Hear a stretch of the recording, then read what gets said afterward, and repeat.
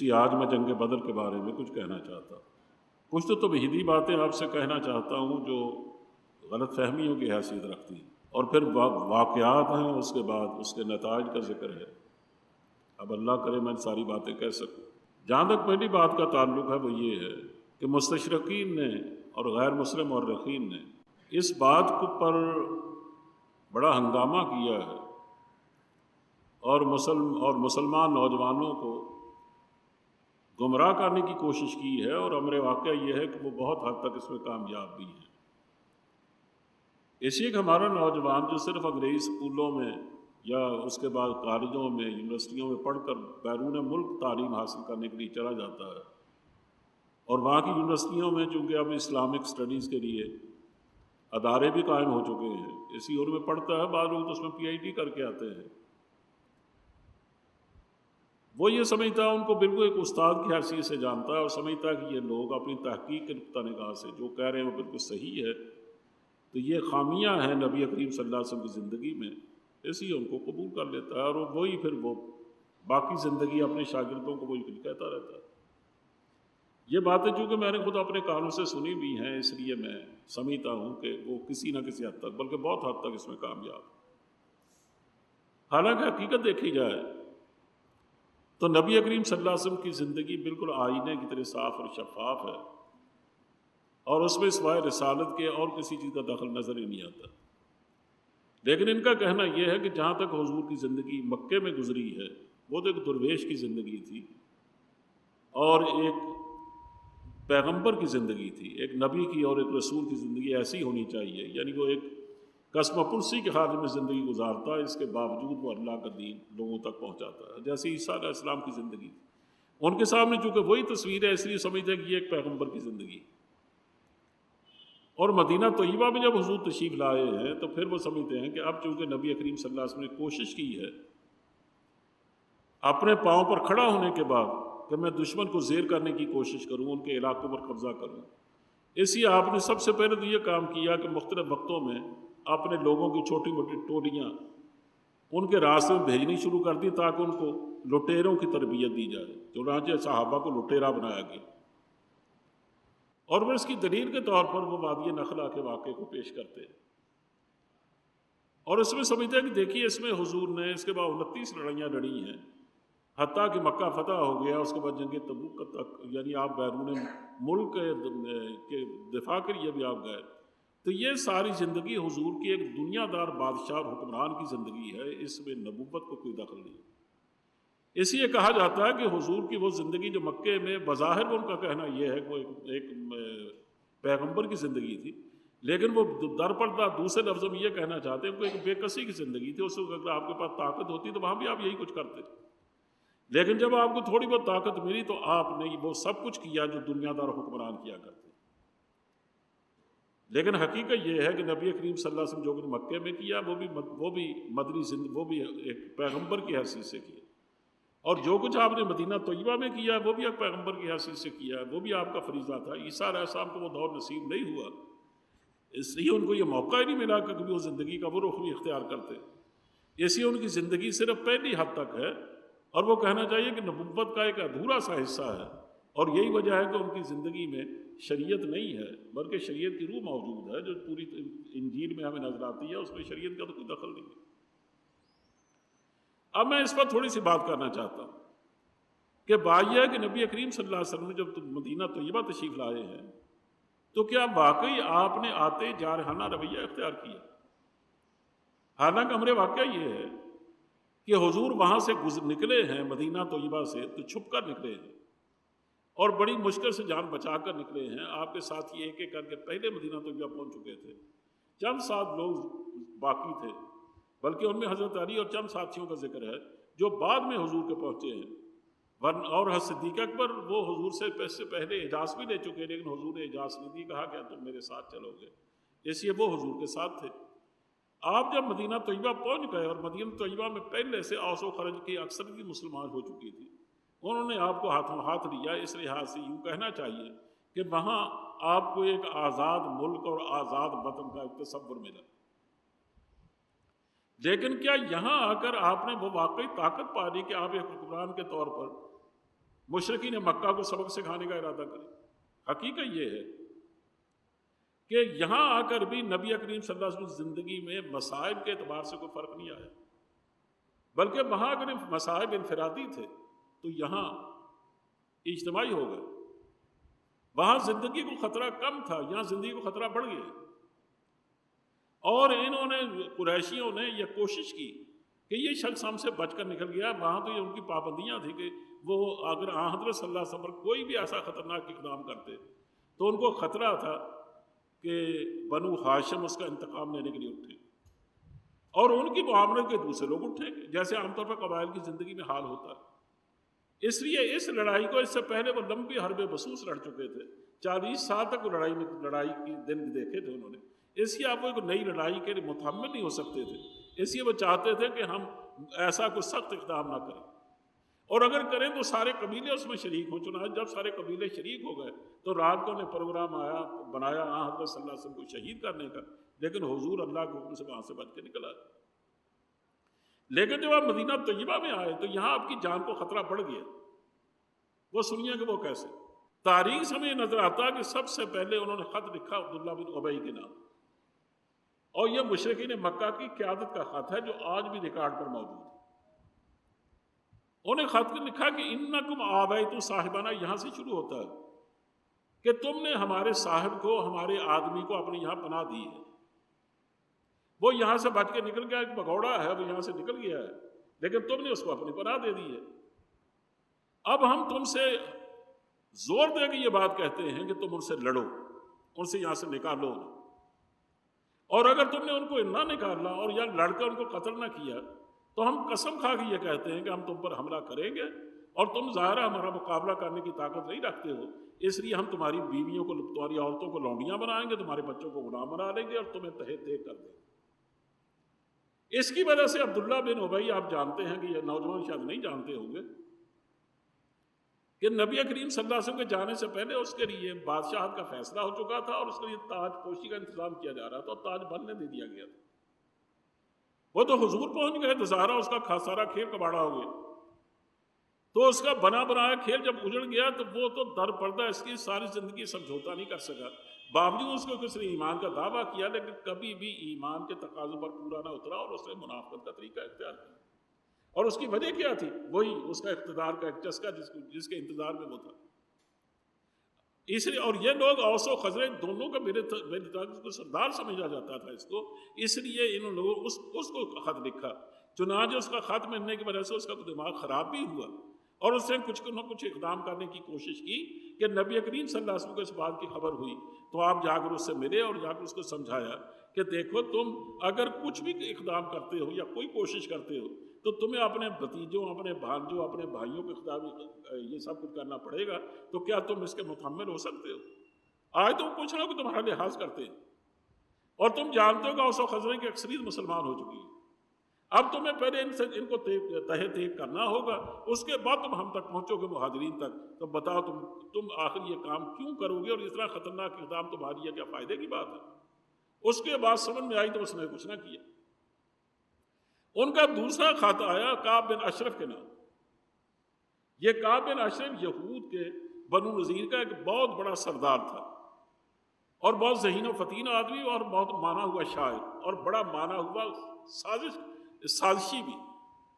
اور اسے نبی کریم صلی اللہ علیہ وسلم کو نقصان پہنچانے اور آپ کو قتل کروانے کی کئی کوششیں کی، حتیٰ کہ حضور نے اس کو قتل کروایا۔ اور وہ مکہ معظمہ میں گیا بھی جنگ بدر کے بعد، اور وہاں جا کر ان کو انگیخت کیا اور ان کو بھڑکایا کہ تم ان پر حملہ کرو، ہم تمہاری مدد کریں گے۔ اس کو انہوں نے جو خط لکھا وہ خط یہ تھا کہ دیکھو، ہمارا ایک بگوڑا تمہارے یہاں آ کر پناہ لے چکا ہے، وہ اگر جب پناہ دیا اس کو خزرج نے، لیکن تم بھی تو آخر اسی شہر میں رہتے ہو نا، اس لیے تم ایسا اقدام کرو کہ یہاں سے نکلنے پر مجبور ہو جائے۔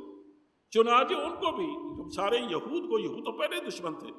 ان کو مزید دشمنی پر آمادہ کیا، اور یہی وجہ ہے کہ اس نے کبھی بھی اس سے سمجھوتا نہ کر سکا کہ حضور کو وہ برداشت کرنے کے قابل برداشت ہی کرنے لگے، بلکہ ہمیشہ سازشیں کی اور حضرت کے راستے میں روڑے اٹکائے۔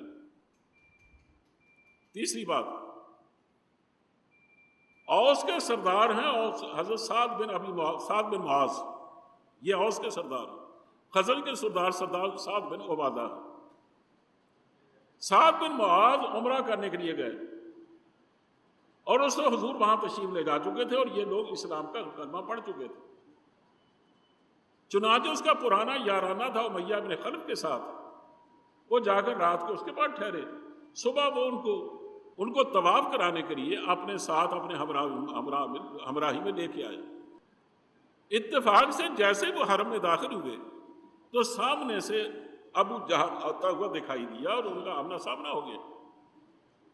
وہ باوجود اس کے کہ حساد کو پہچانتا تھا لیکن اسے تجاہل عارفانہ سے کام لیتے ہوئے متوجہ ہوا وہ امیہ کی طرف، وہ کہنے گا یہ تمہارے ساتھ کون ہے؟ انہوں نے کہا تم نہیں جانتے یہ سعد ہیں۔ انہوں نے کہا اچھا یہ سعد ہیں جنہوں نے ہمارے بگوڑے کو پناہ دی ہے۔ کہا میں حیران ہوں کہ تم تو ہمارے بھاگے ہوئے لوگوں کو پناہ دو اور تم درانہ وار یہاں طواف کرنے کے لیے آؤ اور عمرہ کرنے کے لیے آؤ۔ کہا میں اس کو برداشت نہیں کر سکتا، تم کبھی یہاں سے بچ کے نہ جا سکتے اگر تم امیہ کے مہمان نہ ہوتے۔ چنانچہ سے براہ راست ان کی جان لینے کی کوشش کی، یعنی براہ راست دھمکی دی اس نے کہ میں تمہیں قتل کرنے کو تیار ہوں اور اگر تم ان کی پناہ میں نہ ہوتا تو میں تمہیں قتل کر دیتا۔ حساد نے اس کے جواب میں ایک بات کہی جو آگے چل کر مسلمانوں کی پالیسی کا بہت بڑا حصہ بنا۔ انہوں نے کہا کہ دیکھو اگر تم مجھے روکتے ہو نا عمرہ کرنے سے، یہاں آنے سے، تو میں تمہیں اس سے روک دوں گا ہوا اشد منکم، جو تمہارے لیے اس سے زیادہ سخت ہے۔ یعنی مطلب یہ تھا کہ تم جو ملک شام میں تجارت کے لیے جاتے ہو اس کا راستہ جاتا ہے مدینے کے پاس سے، تو تم اگر وہاں سے جب تجارتی قافلے لے کے گزرو گے، تم اگر ہمیں یہاں نہیں آنے دو گے تو ہم تمہیں تجارت نہیں کرنے دیں گے، اور تجارت تو تمہاری زندگی ہے، اس کے بغیر تم بھوکے مر جاؤ گے۔ تم جہاں بھی جاؤ گے ہم تمہارے پیچھے پڑیں گے، اور راست ظاہر ہے کہ تم فوجی قافلے لے کے تو نہیں جاتے نا، تمہارے قافلوں کے ساتھ چند گنتی کے آدمی ہوتے ہیں اور ہم ان کو پکڑیں گے، ماریں گے اور تمہاری تجارت لوٹ لیں گے۔ تو یہ راستہ تمہاری میں بند کر دوں گا، یہ تمہاری لیے بہت مشکل ہے، تم اگر اس کو افورڈ کر سکتے تو ٹھیک ہے، ہمیں عمرہ کرنے سے روکو۔ چنانچہ انہوں نے آ کر نبی کریم صلی اللہ علیہ وسلم سارا یہ واقعہ سنایا۔ اس کے بعد بن اتفاق فیصلہ ہوا کہ ہمیں دو کام کرنے چاہیے۔ ایک تو یہ کہ جتنے بھی راستے میں قبیلے پڑتے ہیں نا، نبی کریم صلی اللہ علیہ وسلم نے مختلف وقتوں میں ان کی طرف سفر کیا اور جا کر ان سے معاہدات کیے، کسی کو اپنی حمایت کے لیے تیار کیا اور کسی کو غیر جانبدار رہنے پر مجبور کیا۔ یہ دو طرح کے معاہدے، اس میں میرے پاس وقت نہیں ہے ورنہ میں نام بنام آپ کو بتاتا کہ کتنے لوگوں کے معاہدے آپ نے کیے۔ دوسرا کام آپ نے یہ کیا کہ آپ نے مہاجرین میں سے، انصار میں سے نہیں، مہاجرین میں سے، کیونکہ مہاجر وہ لوگ ہیں جو مکے سے آئے تھے اور انصار وہ لوگ ہیں جو مدینہ کے رہنے والے تھے، باوجود اس کے وہ ہر طرح کے ایثار پیشہ لوگ تھے، لیکن حضور نے اس لڑائی کو ان تک نہیں پھیلایا بلکہ صرف مہاجرین میں سے کسی میں 4، کسی میں 5، کبھی 6، کبھی 10 آدمی بھیجتے اور آپ فرماتے کہ تم ان کے جا کر راستے میں بیٹھ جاؤ اور وہ جب وہاں سے گزرے تو تمہیں دیکھ کے گزرے، تم بار بار اپنا دکھاوا ان کے سامنے رکھ کر تم دکھاوا کرو اپنا، تاکہ ان کو اندازہ ہو جائے کہ اگر وہ انہوں نے ہمارا راستہ روکا تو ہم تمہارا راستہ روکا، ہم ان کا راستہ روک دیں۔ اس طرح نبی کریم صلی اللہ علیہ وسلم نے تقریباً 7-8 موقعوں پر مختلف آپ نے گاردیں بھیجی، مختلف آپ نے کمپنیاں بھیجی یا مختلف لوگوں کو بھیجا، اسی سلسلے میں آپ نے نخلا میں بھیجا۔ اب دیکھیے کہ یہ جو حضور نے مختلف وقتوں میں کچھ لوگوں کو بھیجا ہے، اگر مستشرقین کے الزام کے مطابق حضرت صلی اللہ علیہ وسلم کو لٹیرا بنا رہے تھے اور ان کو سکھا رہے تھے اور واقعتاً ان کو ظلم کا راستہ دکھا رہے، تو پھر سوال یہ ہے کہ کبھی کیا کسی ایسے واقعے میں ان لوگوں نے ان کا بال بھی بیک اپ کیا؟ باوجود کہ ان کو مار سکتے تھے، ان سے سب کو چھین سکتے تھے، ان کے لوگوں کو قتل کر سکتے تھے، لیکن کبھی کسی نے حملہ آور ہونے کی کوشش نہیں کی۔ مقصود صرف یہ تھا کہ ان کو پتہ چلے کہ اگر تم ہمارے ساتھ زیادتیاں کرنے سے باز نہیں آؤ گے تو ہم بھی تمہارے ساتھ یہ کر سکتے۔ باوجود اس کے بار بار آپ نے بھیجا ان لوگوں کو، اور ان کی تعداد بھی ان کے محافظین سے زیادہ ہوتی تھی، لیکن ان لوگوں نے کبھی بھی حضور کی ہدایت کے مطابق حملہ کرنے کی کوشش نہیں کی، یعنی صرف ان کو دکھایا اپنا آپ ضرور، لیکن کبھی بھی یہ کوشش نہیں فرمائی کہ ان کو کچھ نقصان پہنچایا جائے۔ لیکن اسی دوران حیرت کی بات ہے کہ وہ بجائے اس کے کہ سے وہ سبق سیکھتے، انہوں نے باقاعدہ شبخون مارنے بھی شروع کر دی، حتیٰ کہ قرز بن جابر فہری جو بعد میں مسلمان ہو گئے اور فتح مکہ کے موقع پر الگ تنہا چلتے ہوئے شہید ہو گئے، لیکن اس سے پہلے کئی سال پہلے یہ مسلمان رہے، یعنی بڑے کہنا چاہیے کہ بڑے مخلص مسلمان، لیکن اس وقت ظاہر یہ کافر تھے۔ یہ باقاعدہ اپنا ایک فوجی دستہ ساتھ لے کر آ کر انہوں نے شبخون مارا، اور نبی کریم صلی اللہ علیہ وسلم کی چراگاہ میں جس میں مسلمانوں کے زیادہ مویشی چرتے تھے، تمام مویشیوں کو ہانک لے گیا اور وہاں کے جتنے چرواہے تھے سب کو قتل کر دیا، اور وہ مدینہ کی حدود کے اندر تھا۔ اب یہ کھلی اس بات کی علامت تھی اور کھلا اس بات کا پیغام تھا کہ تم اگر واپس نہیں آتے ہو یا اپنے دین سے نہیں پھرتے ہو اور تم اپنا ہمارے سپرد نہیں کرتے ہو، تو دیکھو ہم یہاں تک آ سکتے ہیں، ہم اگر شبخون مار سکتے ہیں تو ہم یہاں لشکر کشی بھی کر سکتے ہیں۔ یعنی انہوں نے کوئی معاملہ ایسا نہیں چھوڑا تھا کہ یہ برداشت جن میں برداشت کی کوئی خوبو نظر آتی، بلکہ ایسا لگتا ہے کہ وہ بالکل دشمنی پہ تلے ہوئے ہیں، اور مسلمانوں نے اس معاملے میں سوائے دفاع بھی نہیں کہنا چاہیے، سوائے اس بات کے کہ ان کو بتایا جائے کہ دیکھو حالات کا رخ پڑھنے کی کوشش کرو، تم یہ سمجھنے کی کوشش کرو کہ تم اگر یہ کرو گے تو ہم بھی کچھ کر سکتے ہیں، لیکن کیا کچھ نہیں۔ حتیٰ کہ واقعہ پیش آیا نخلا کا۔ حضور نے عبداللہ بن جہش کو، یہ عبداللہ بن جہش زینب کے بھائی ہیں اور زینب حضور کی زوجہ محترمہ ہیں، اور یہ عبداللہ ہیں جو حضرت حمزہ کے ساتھ آپ اگر حج پہ گئے، مدینہ منورہ گئے ہیں تو وہاں باقی سارے 70 صحابہ کی تو الگ قبریں ہیں، ان کی 2 قبریں اوپر نشان تو نہیں ہے، لیکن نشان پہ آپ پتہ ہے کہ 2 قبریں یہاں ایک حضرت حمزہ کی ہے، دوسری حضرت عبداللہ بن جہش کی ہے۔ یہ عبداللہ بن جہش تھے جن کی زیر سرکردگی حضور نے غالباً 6-7 صحابہ کو بھیجا اور ان کے ساتھ ایک خط دیا اور فرمایا 2 دن کی مسافت کے بعد میرا یہ خط کھولنا اور تم نخلا کی طرف سفر کرو۔ چنانچہ نخلا میں پہنچ کر 2 دن ہو گئے، انہوں نے جو خط کھولا تو اس میں یہ لکھا تھا کہ تم یہاں ٹھہرو اور ان کے تجارتی قافلوں کی آمد و رفت کا نشان ڈھونڈو اور تلاش کرو، اور اگر وہ مل جائیں تو تم ان کے سامنے آنا گزرنے کی کوشش کرو تاکہ ان کو پتہ چلے کہ تم بھی یہاں تک آ سکتے ہو، کہ وہ اگر شبخون مار سکتے ہیں تو ہم اس کا جواب بھی دے سکتے ہیں، لیکن ہم ایسا کریں گے نہیں۔ اب انہوں نے واقعتاً ایسا ہی کیا کہ نخلا میں ٹھہرے۔ یہ نخلا وہ وادی ہے کہ جب حضور طائف میں پتھر کھا کر نکلے ہیں اور زخمی ہو کر، تو واپس آ کر آپ نے یہاں کئی دنوں تک قیام فرمایا تھا، اور سورہ جن یہی نازل ہوئی تھی، اور دوسری بات صورتوں میں جن جنات کے آنے کا ذکر ہے، اور نبی کریم صلی اللہ علیہ وسلم قرآن کریم کا ذکر ہے، اور در پردہ مسلمان ہوئے لیکن حضور سے ملے نہیں ہیں، اور اپنی قوم سے جا کر ان کو بتایا کہ یہ جو آسمان پر اب ہم نہیں جا سکتے اور تارے ہمیں پڑھتے ہیں، شہاب ثاقب ہم پر گرائے جاتے ہیں، یہ اصل میں اس لیے کہ ایک پیغمبر آ چکے ہیں دنیا میں، وہ اصل میں نکلے اس لیے تھے تاکہ معلوم کرے کہ ایسی کیا بات ہو گئی ہے کہ ہمارا اوپر جانا بند کر دیا گیا، اس سے پہلے یہ لوگ اوپر چلے جایا کرتے تھے اور کوئی رکاوٹ نہیں تھی، لیکن حضور کی تشریف آوری کے بعد ان کو اوپر جانا ان کا بند کر دیا گیا۔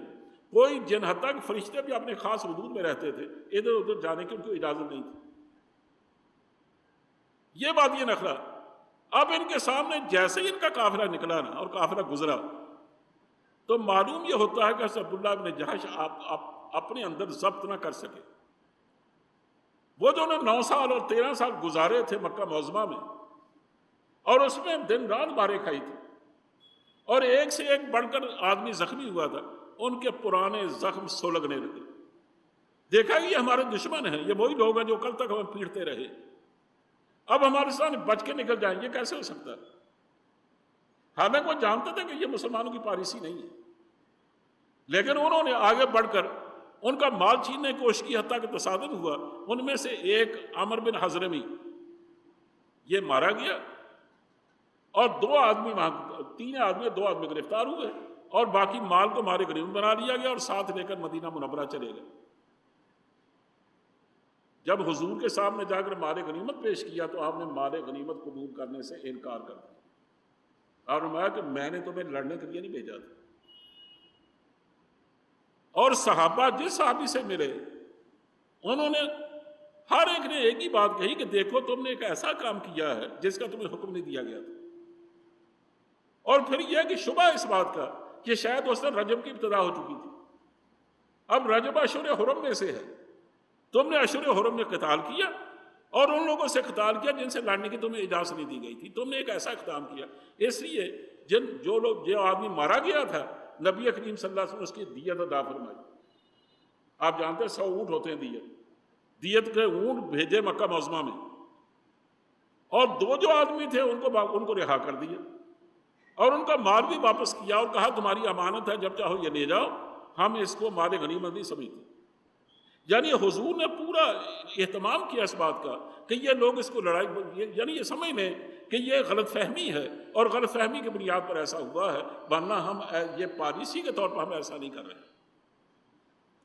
یہ وہ چیز تھی جس کو ہمارے ماشاءاللہ مستشرقین نے لٹیرا بنانے اور تربیت دینے اور جنگی نقطہ نگاہ سے ان کو رسوا کر، یعنی نہ جانے کیا کیا الزام لگایا ہے۔ اس سے آپ اندازہ کر سکتے ہیں کہ ان کے اقدامات کیا کہہ رہے تھے، اور نبی کریم صلی اللہ علیہ وسلم نے آخر دم تک ان سے اپنا دامن بچایا۔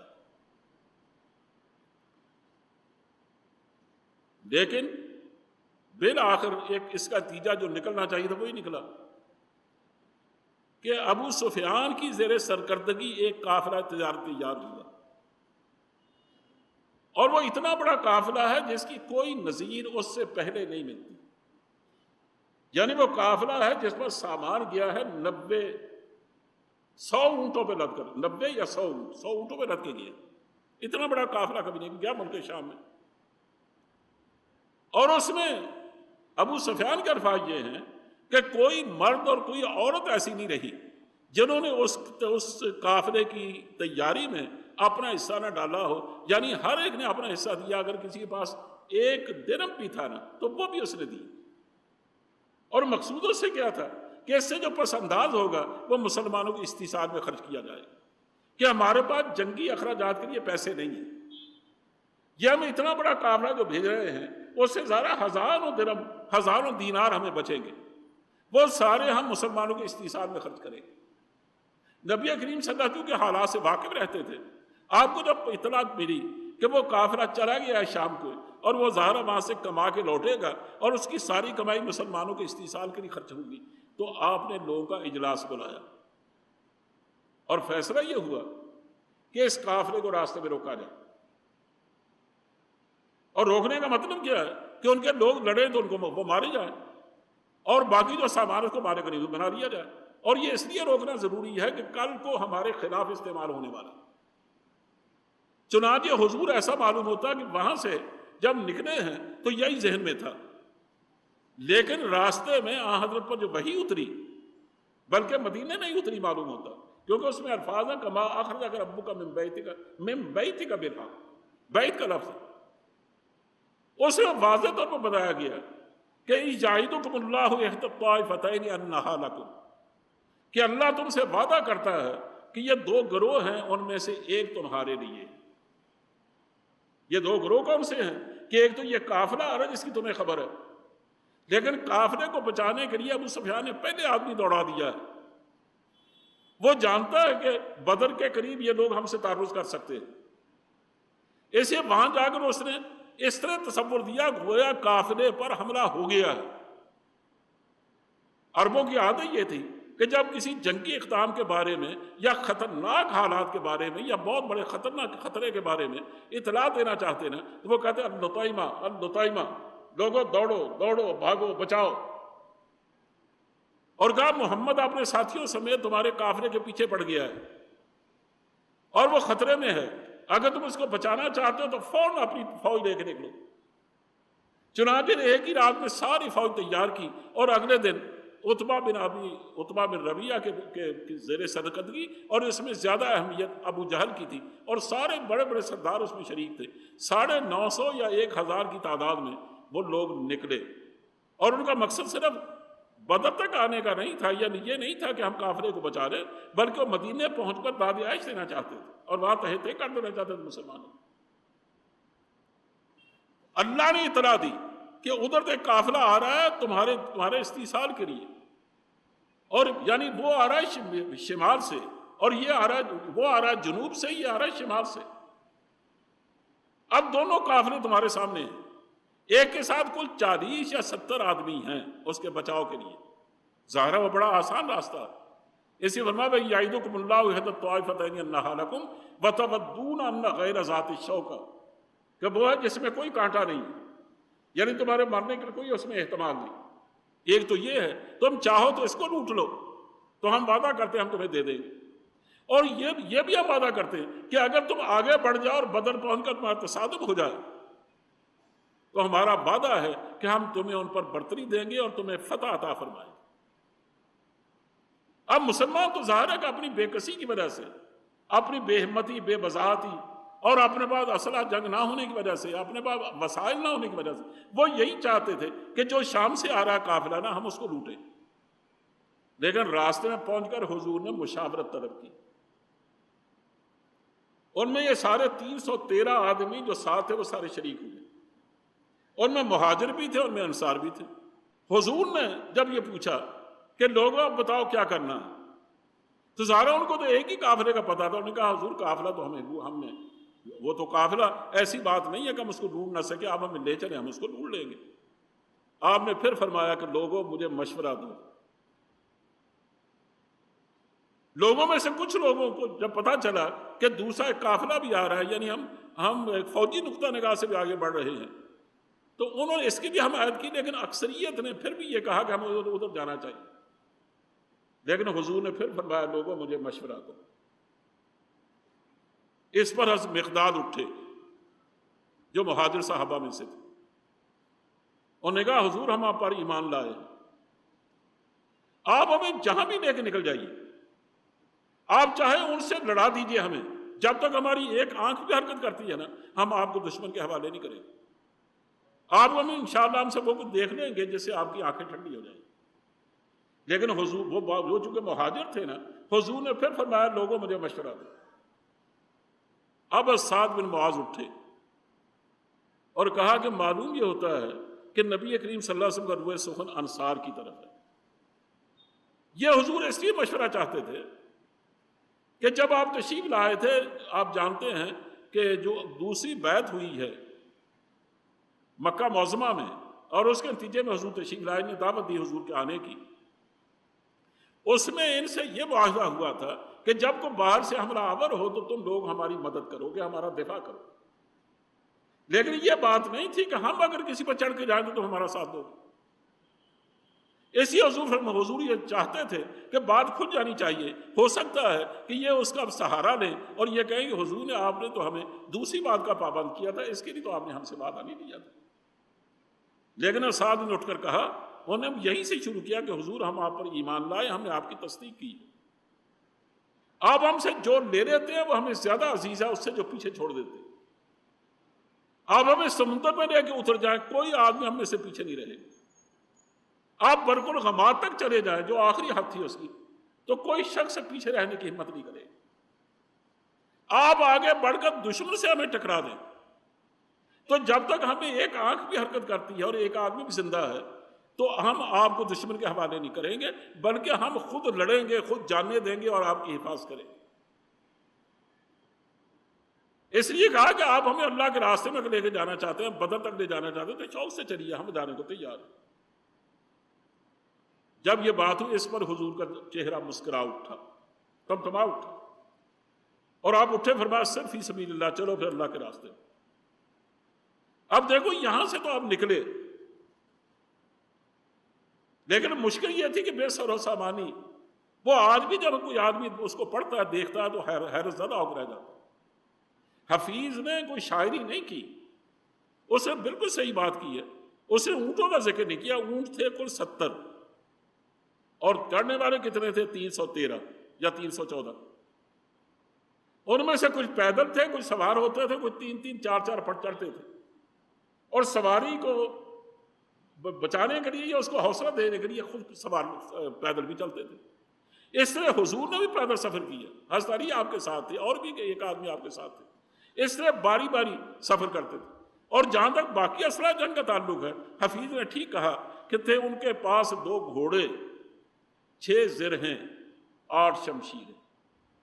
حضرت مقداد کے پاس ایک گھوڑا تھا، حضرت زبیر کے پاس غالباً ایک گھوڑا تھا، بس۔ حضور کے پاس بھی گھوڑا کوئی نہیں تھا، آپ ان پر سوار تھے،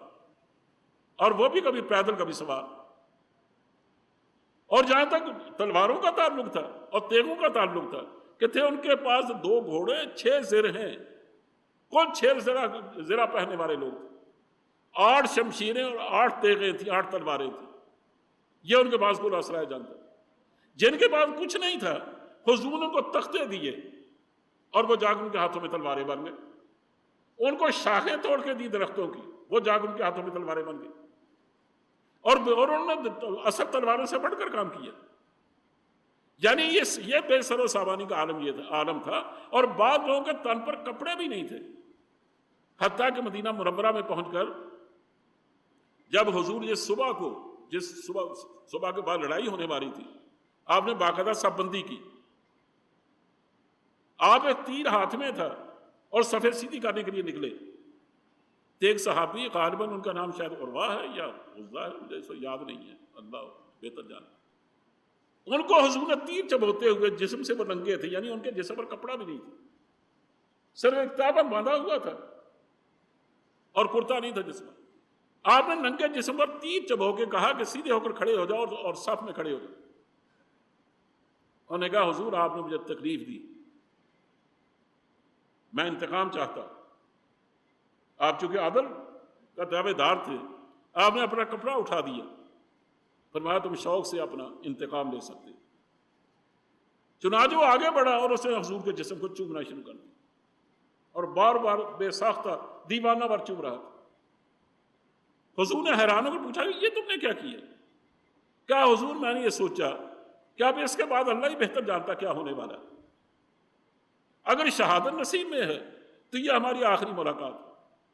اور میں نے سن رکھا ہے کہ جس کا جسم چھو جائے گا نبی کریم صلی اللہ علیہ وسلم سے جسم سے، اس پر جہنم کی آگ حرام ہے، اس لیے میں نے آپ کے جسم کے ساتھ اپنے جسم لگانا چاہا، تو یہ میں نے ایک بہانہ کیا۔ ٹھیک ہے مجھے تکلیف تو ہوئی تھی، لیکن اس کا مطلب یہ نہیں تھا کہ میں اس طرح گستاخانہ آپ سے معاوضہ طلب کروں۔ اس سے آپ اندازہ کر سکتے ہیں۔ بہرحال یہ لوگ چلتے ہوئے وہاں پہنچے، حضرت سعد نے ایک سائبان تیار کروایا پتھر کا، خود اس پر اپنے ساتھیوں کے ساتھ پہرا دینے کھڑے ہوئے۔ رات بھر حضرت صلی اللہ علیہ وسلم جاگتے رہے، اور یا صدیق اکبر آپ کے ساتھ جاگتے تھے، اور رات بھر دعائیں مانگتے رہے، اور ان دعاؤں کا ذکر ہے قرآن کریم میں۔ کہا کہ اس وقت کو یاد کرو جب تم اللہ سے دعائیں مانگ رہے تھے، اور اللہ نے تم سے وعدہ کیا بالآخر فوج بھیجنے کا، فرشتوں کی فوج۔ تو کہا جب انہوں نے ایک دعا میں یہاں تک چند جملے کہے نا جو میں آپ سے خاص طور پہ کہنا چاہتا ہوں، انہوں نے کہا یا اللہ یہ میری 15 سال کی محنت کا نتیجہ ہے، یہ جو لوگ میں ساتھ لے کے آیا، یہ گویا 15 سال میں جو میں نے جان کھپائی ہے نا، یہ کل 313 کچھ پیچھے ہیں۔ اب اگر یہ لوگ مارے گئے اور دشمن کے ہاتھوں قتل ہو گئے تو پوری دنیا میں تیرا نام لیوا کوئی نہیں ہے، یہی ہے نا تیرے جو نام لیوا۔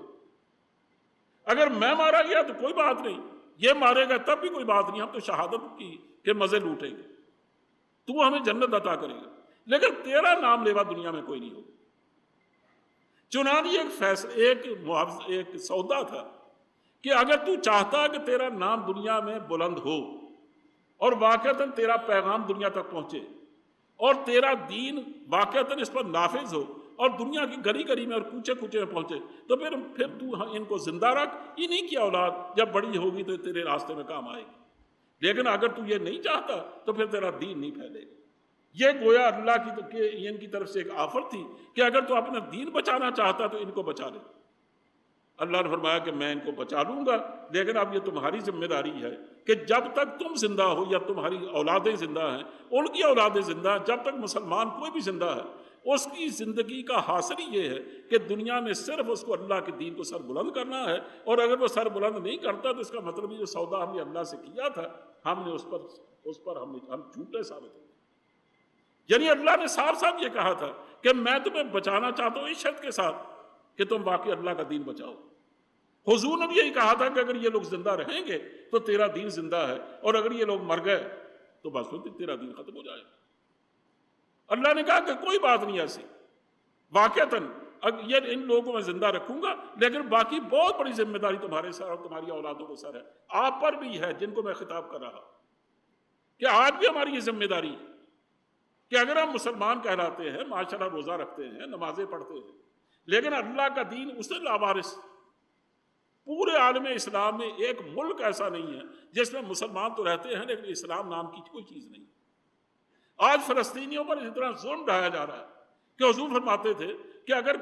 کسی مسلمان کا خون گر رہا ہوگا اور دوسرا کعبۃ اللہ گر رہا ہو تو میں پہلے مسلمان کو بچاؤں گا، کعبۃ اللہ کی فکر بعد میں کروں۔ اب دیکھو وہ لوگ جو فرشتوں سے بڑھ کر شاید اللہ کو عزیز ہیں، فرشتوں کی عظمت نہیں جن کی قیمت، وہ جانباز اب در بدر مر رہے ہیں، قتل ہو رہے ہیں، ان کے بچے قتل ہو رہے ہیں فلسطین میں، اور بالکل نہتے ہیں بیچارے، اور ان کے مقابلے میں ایک پوری قوت ہے اور اس کے پشت پر امریکہ کھڑا ہے، اور امریکہ حیران کی بات ہے کہ وہ کل اس کا بیان جو ہے انہوں نے کہا کہ ہاں انہیں دفاع کا حق ہے۔ دفاع تو وہ کر رہے ہیں، یہ تو ظلم کر رہے ہیں، تم صاف کہو کہ ان کو ظلم کرنے کا حق ہے۔ اس سے آپ اندازہ کریں کہ ہم اصل جو ہمارا کام تھا اس کو تو ہم کیا کرتے، وہ ہم نے کام نہیں کیا، وہ تو صدیوں پہلے چھوڑ دیے،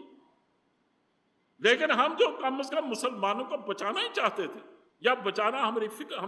فطرت تھی اور ہمارا دین تھا اور ہماری ذمہ داری تھی، ہم تو اس سے بھی گئے گزرے ہو گئے۔ تو غیر کہنا یہ حضور نے دعائیں مانگی، حضرت صدیق اکبر نے آگے بڑھ کر حضور کا ہاتھ پکڑ لیا، کہا حضور بس کیجیے، آپ نے بہت کچھ رو لیا، بہت کچھ اللہ کو پکارا، اور مجھے امید ہے کہ اللہ تعالیٰ ضرور ہماری مدد فرمائیں گے۔ پھر حضور سجدے میں گر گئے، سجدے جب اٹھے تو آپ مسکرائے اور آپ نے کہا ابو بکر مبارک ہو، وہ جبریل کھڑے ہیں اور سیاہ گھوڑا ان کے، اس کی لگام پکڑے ہوئے وہ کھڑے، سیاہ گھوڑا ان کے پاس، اور وہ پیغام لائے ہیں کہ میں 1000 کا لشکر لے کے آیا ہوں اپنے فرشتوں کا، اور قرآن کریم سے معلوم ہوتا ہے کہ استقول للمؤمنین نا وَلَقَدْ نَصَرَكُمُ اللَّهُ بِبَدْرٍ وَأَنْتُمْ أَذِلَّةٌ فَاتَّقُوا اللَّهَ لَعَلَّكُمْ تَشْكُرُونَ استقول للمؤمنین أَلَنْ يَكْفِيَكُمْ أَنْ يَمِدَّكُمْ رَبُّكُمْ بِثَلَاثَةِ آلَافٍ مِنَ الْمَلَائِكَةِ مُنزَلِينَ کہ 3000 کا وعدہ فرمایا اللہ سے، پہلے 1000 کا لشکر آیا، پھر 3000 کا لشکر آیا۔ یہ الگ بات ہے کہ ان میں سے 1000 شاید کچھ لڑا ہے لیکن باقی 3000 کو لڑنے کا موقع نہیں آیا۔ یہ ایک ہی واقعہ ہے جس میں صحابہ نے لڑائی، صحابہ کے ساتھ فرشتوں نے بھی لڑائی میں حصہ لیا، ورنہ کبھی بھی فرشتے لڑا نہیں کرتے، اور اللہ تعالیٰ وہ تو دلوں میں وہ روب ڈالتا ہے کہ ضرورت نہیں پڑتی کسی کے لڑنے کی۔ بل حضور اس کے بعد اپنے خیمے سے نکلے، صفیں درست کی، لڑائی شروع ہو گئی، اور ظاہر ہے اور آپ نے ہدایت دی کہ لوگوں تم اس وقت تیر نہیں چلاؤ گے جب تک یہ دشمن تمہارے سر پر نہ پہنچے، اور جب تک تمہیں ڈھانپ نہ لیا جائے اس وقت تو تم تلوار کو ہاتھ نہ لگا، کیونکہ تمہارے پاس تلواریں بھی کم ہیں، تمہارے پاس تیر بھی کم ہے، اس لیے اپنے آپ کو بچا کے رکھنا۔ چنانچہ جب لڑائی تلخ ہو گئی اور شدید ہو گئی تب حضور اندر سے نکلے اور زمین سے اٹھا کر کینکروں والی ریت تھی اس سے مٹھی بھری اور زور سے سب طرف پھینکا اور فرمایا شاہت الوجوہ، چہرے بگڑ جائیں۔ بھائی یہ مٹھی پھینکنے کی دیر تھی کہ ان کے پاؤں اکھڑ گئے اور وہ سر پر پاؤں رکھ کر بھاگے۔ قرآن کریم نے اس کو بھی اس غلط فہمی کو دور کرنے کی کوشش کی کہ دیکھو اللہ کے ہاتھ سے اگر کوئی ایسا بڑا اقدام ہوتا ہے تو اس کا مطلب یہ نہیں ہے کہ اللہ کے رسول اس کا ذمہ دار یا اللہ کے رسول میں ذاتی کو خوبی ہے، اور اگر مسلمان کسی چھوٹی جماعت ہونے کی وجہ سے بڑی جماعت کو مار لیتے ہیں تو اس کا مطلب یہ نہیں ہے کہ ان میں غیر معمولی قوت آ گئی، بلکہ یہ فرمایا وَمَا رَمَيْتَ إِذْ رَمَيْتَ وَلَكِنَّ اللَّهَ رَمَىٰ فَلَمْ تَقْتُلُوهُمْ وَلَكِنَّ اللَّهَ قَتَلَهُمْ تم نے ان کو قتل نہیں کیا، ان کو تو اللہ نے قتل کیا۔ وَمَا رَمَيْتَ إِذْ رَمَيْتَ وَلَكِنَّ اللَّهَ رَمَىٰ وہ جو آپ نے مٹھی بھر کے پھینکی وہ مٹھی آپ نے نہیں پھینکی، وہ تو اللہ نے پھینکی، یعنی اس میں جو طاقت ڈالی وہ تو اللہ نے ڈالی، بظاہر ہاتھ آپ کا تھا لیکن اس پہ قوت تو اللہ کی دی ہوئی تھی، اور بظاہر مسلمانوں کی فوجیں لہرا رہی تھی لیکن حقیقت میں اللہ کی تائید و نصرت تھی جو اصل میں ان کے کام آ رہی تھی۔ اب یہ سمجھ نہیں آتی میں اس کو پورا کروں تو اگلے جمعے تک، اگلا جمعہ بھی اس پر صرف کروں۔ اب بہرحال جو میں نے کہا ہے اس کو اللہ قبول فرمائے۔ وآخر دعوانا ان الحمد للہ۔